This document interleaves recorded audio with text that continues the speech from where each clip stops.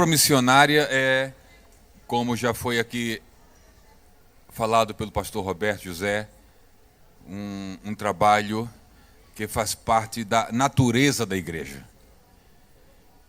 Evangelizar é, entre outras atividades e ministérios, algo pertinente e comum à igreja. Não se entende, não se compreende, não se imagina uma igreja que não evangeliza, que não faz o trabalho missionário.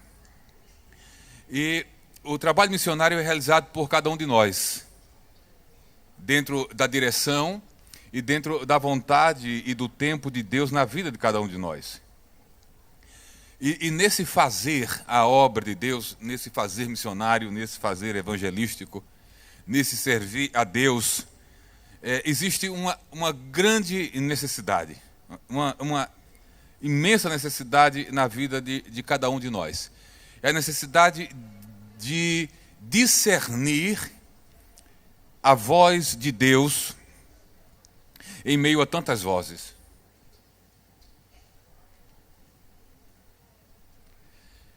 E também há a necessidade de interpretar a vontade de Deus para a nossa vida em meio a tantas interpretações. No capítulo 19 de Atos, no versículo 21, nós temos uma decisão do apóstolo Paulo registrada por Lucas, que escreveu Atos. E em Atos 19, 21, nós lemos: e cumpridas estas coisas, Paulo propôs, em espírito, ir a Jerusalém, passando pela Macedônia e pela Acaia, dizendo: depois que houver estado ali, importa-me ver também Roma. Nós vamos encontrar depois deste relato de Lucas, no texto de Atos, alguns episódios onde este desejo de Paulo de ir a Jerusalém e depois a Roma, ser de alguma forma acompanhado de uma série de revelações, de profecias, acerca desta ida dele, ou desse desejo dele ir a Jerusalém. Por exemplo, em Atos capítulo 20, verso 22 em diante, ele se despedindo dos anciãos, dos presbíteros da igreja de Éfeso, diz o seguinte: e agora, eis que, ligado eu pelo Espírito, ou em outras traduções, constrangido eu pelo Espírito, ou literalmente, atado ou preso eu pelo Espírito. Esse Espírito aqui fala não do Espírito Santo, observe que está com E minúsculo, mas certamente por algo que o Espírito já tinha proposto ao seu coração. Então, ligado, constrangido eu pelo Espírito, por aquilo que tenho convicção, é uma outra possibilidade de traduzir isso aqui. Vou para Jerusalém, não sabendo o que lá me há de acontecer, senão, agora ele vai citar o Espírito Santo, senão o que o Espírito Santo de cidade em cidade me revela, dizendo que me esperam prisões e tribulações. E aí Paulo continua dizendo: mas em nada, algo parecido com o que lemos agora há pouco, mas em nada tenho a minha vida por preciosa, contanto que cumpra com alegria a minha carreira, e o ministério que recebi do Senhor Jesus, para dar testemunho do evangelho da graça de Deus. E aí nós vemos, nesse caminhar, nesse andar de Paulo em direção àquilo que ele tinha convicção, que era a necessidade de estar em Jerusalém, de ir a Jerusalém, o Espírito começar a anunciar o que aguardava Paulo em Jerusalém. Uma predição daquilo que ele esperava. Avançando ainda no livro de Atos, no capítulo de número 21, onde lemos, no capítulo 4, lemos no capítulo 21 a partir do verso 12, mas no capítulo 4 nós temos um outro episódio que envolve essa ideia e as possíveis consequências da ideia de Paulo e da convicção que Paulo tinha da necessidade de ir a Jerusalém. No versículo 4 nós lemos, Paulo chegando a Tiro, o grupo encontrou ali alguns discípulos, e o texto diz o seguinte: e achando discípulos, ficamos ali 7 dias, e eles, pelo Espírito, aqui Espírito está traduzido com letra maiúscula, diziam a Paulo que não subisse a Jerusalém. Nos textos anteriores, há apenas a informação de que em Jerusalém o esperava prisões, cadeias, tribulações. Daqui a um pouco nós vamos entender melhor esse verso 4. Na sequência do capítulo 21 de Atos, a partir do verso 10, nós lemos do 12 em diante, há uma narrativa.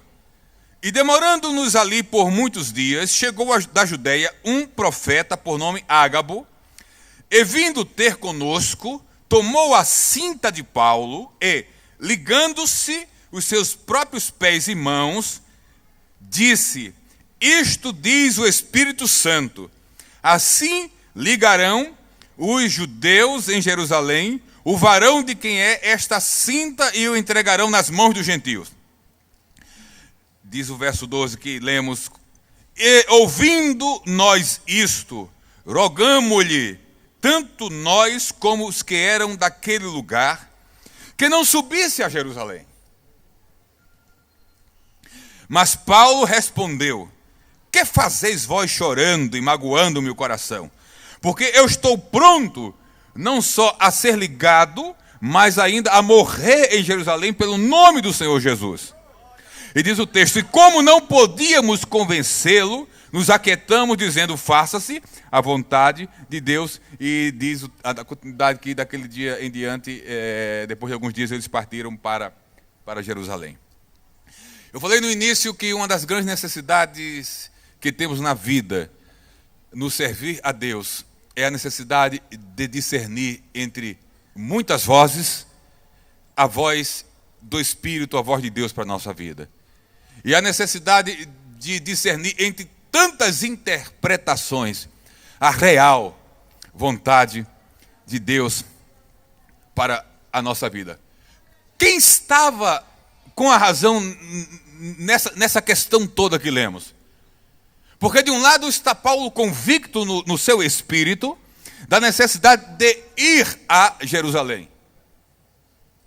E inclusive tendo conhecimento do que ele esperava lá. Por outro lado, aqueles que estão em seu redor interpretam, compreendem que o fato do Espírito predizer o que o aguardava em Jerusalém era um sinal de que ele não devia ir a Jerusalém.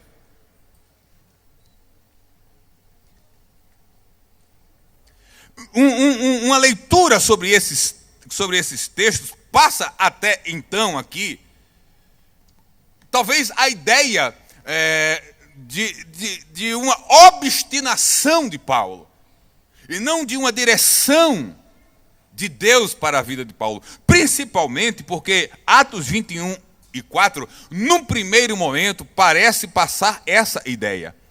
Porque nos outros textos que falam de revelação e profecia, há só a fala do Espírito falando o que o aguardava. Mas não há uma palavra diretiva do tipo, não vá. Atos 21 e 4, a princípio, passa essa ideia de que o Espírito Santo não falara a Paulo, talvez informando-lhe de que ele não deveria ir, porque, o verso 4, e achando discípulos, ficamos ali 7 dias, e eles, pelo Espírito, diziam a Paulo que não subisse a Jerusalém. Se os irmãos tiverem a oportunidade de se debruçar sobre diversas interpretações e comentários sobre esse texto do versículo 4, e já vamos saber o porquê disso. O sentido de que eles aqui pelo Espírito ou movidos pelo Espírito não significa que o Espírito estava dizendo para Paulo não ir, mas sim que movidos ou pelo o conhecimento das informações acerca das tribulações que Paulo sofreria, ele não deveria ir. É o que cabe melhor essa interpretação aqui, inclusive no rodapé, na nota de rodapé da Bíblia de Estudo Pentecostal, o comentarista concorda com essa interpretação, movidos pelas informações que eles já tinham acerca de que o Espírito avisara das adversidades que ele enfrentaria. Eles pediram, movidos por uma série de possibilidades, afetividade, a necessidade de ter Paulo com ele, a preocupação com o bem-estar do apóstolo Paulo. Praticamente não há um só, há uma unanimidade aqui em todos os eventos de que os que estavam em torno de Paulo diziam: não vá, não vá, não vá. E Paulo dizia: eu vou, eu vou, eu vou.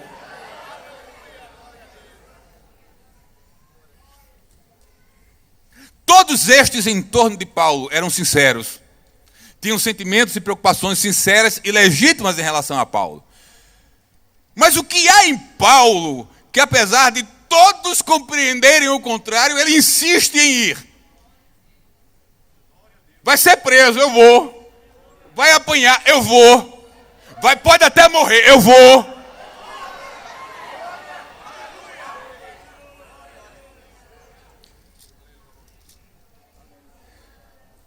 Tudo isso se dissipa. E tem uma coisa na vida que a gente aprende. E tem coisa na vida que a gente aprende e aprende da pior maneira possível. Aprende as duras penas, aprende sofrendo.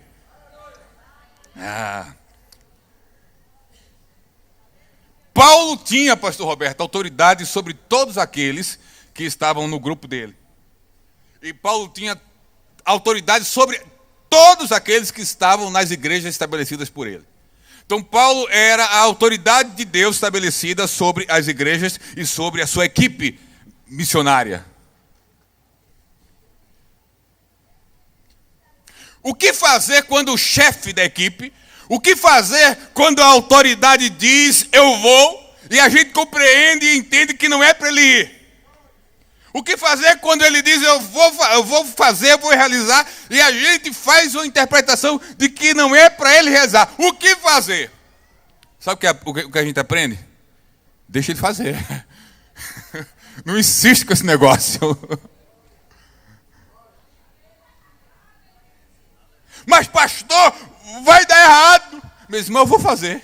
Acabou, encerrou o assunto.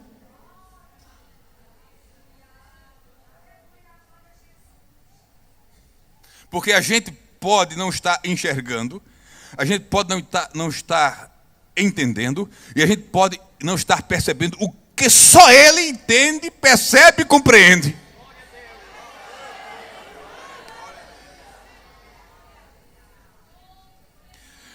É nesse sentido que lá no verso 14, parece que eles desistem e dizem: como não podíamos convencê-lo, nos aquietamos. Então a receita é essa. Quando o pastor decide, mesmo que a gente entenda que não está certo, a receita é essa: nos aquietemos. Se aquiete e deixe ele com Deus.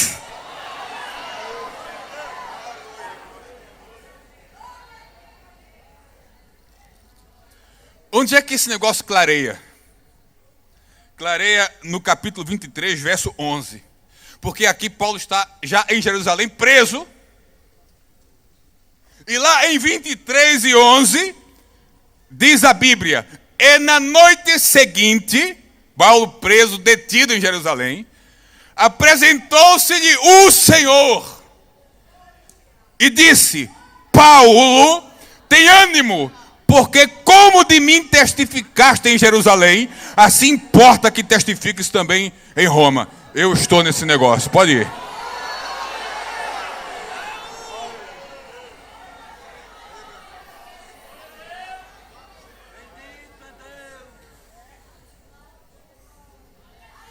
Em Atos 23:11, as convicções de Paulo são agora aqui expressas de forma muito claras, através da própria palavra de Jesus, que diz: importa, esse negócio tem a minha aprovação. Assim como você testificou aqui, você vai até Roma. Talvez não vai do jeito que pensou que iria, mas vai. E já estou concluindo. Diante de tantas vozes em relação à vontade de Deus para a nossa vida, precisamos discernir o que é voz de Deus, o que é voz do Espírito, ou que são apenas preocupações humanas. Precisamos discernir e compreender o que é a vontade de Deus e o que é aquilo que as pessoas pensam ser a vontade de Deus. E eu termino com um testemunho concreto. Alguma coisa disso eu falei antes de ir para a missão. Dias que antecederam a nossa ida para o campo missionário, eu ouvi muitas vozes. Eu ouvi muitas vozes aqui em Pernambuco, aqui em Abreu Lima, e eu ouvi muitas vozes fora do estado. Eu ouvi vozes de membros de igreja, eu ouvi vozes de companheiros de ministério, eu ouvi vozes de escritores da CPAD, eu ouvi vozes de conferencistas de escolas bíblicas, de obreiros e outros eventos, eu ouvi vozes de pastores presidentes. Uma das últimas vozes que eu ouvi de pastores presidentes foi de forma pública do pastor Sebastião Rodrigues, numa escola bíblica para obreiros em Cuiabá. E numa escola bíblica com 13.000 obreiros. E no final da escola bíblica, pastor, o pastor Sebastião Rodrigues, eu fiquei num aperto, como se diz. Ele falou para toda a assembleia: irmãos, nós vamos orar para o pastor Altair não ir.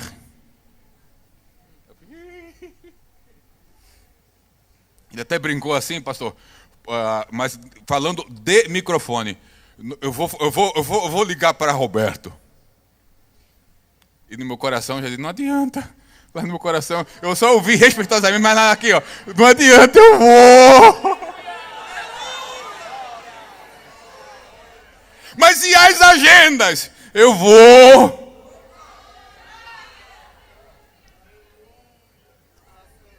E os livros? Eu vou.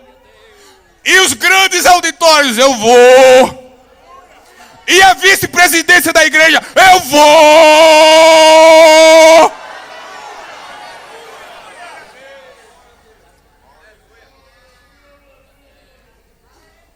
Porque eu tinha convicção na alma. Mas você vai e vai perder. Mas eu vou.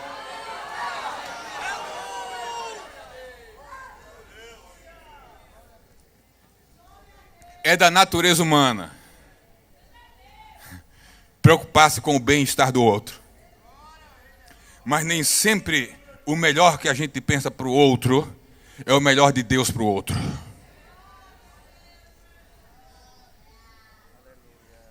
Quando Deus colocar convicção no teu coração, na tua alma. E melhor ainda, quando o teu pastor se aliar com isso. Não importa a leitura ou a interpretação que façam, não importa as possibilidades de qualquer tipo de perda que há, se Deus colocou no teu coração convicção, vá! Em nome de Jesus.